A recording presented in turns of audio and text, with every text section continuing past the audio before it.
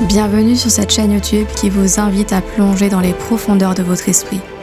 Ici, vous découvrirez des histoires qui vous aideront à explorer votre potentiel intérieur. N'hésitez pas à vous abonner pour ne rien manquer des prochaines vidéos.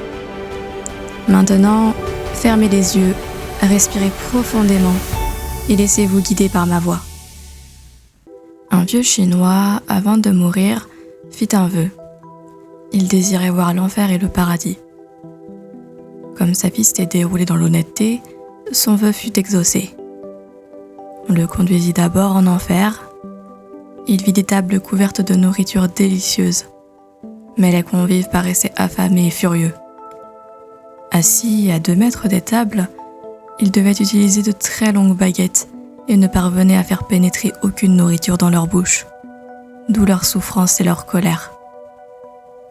Ensuite, on transporta le vieil homme au paradis, et il vit exactement le même spectacle.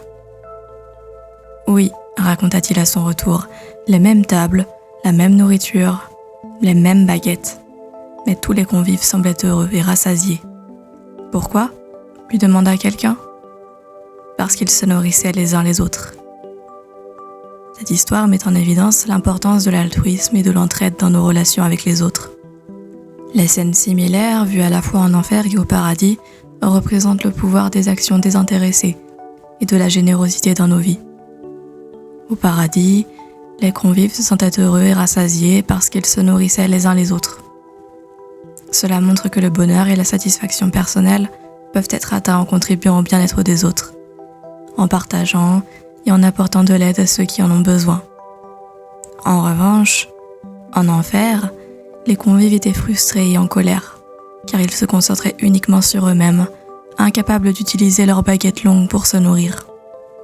Cela souligne les conséquences négatives de l'égoïsme et de l'individualisme excessif qui peuvent entraîner de la souffrance et de l'insatisfaction. La morale de l'histoire est donc que l'altruisme et l'entraide sont des qualités essentielles pour créer un environnement harmonieux et épanouissant, tant pour soi-même que pour les autres. En aidant et en soutenant les autres, nous favorisons un cercle vertueux de positivité et de bien-être collectif. Cela nous rappelle également que le bonheur véritable ne se trouve pas seulement dans la satisfaction personnelle, mais aussi dans la construction de liens authentiques avec les autres, et en faisant preuve de compassion envers eux.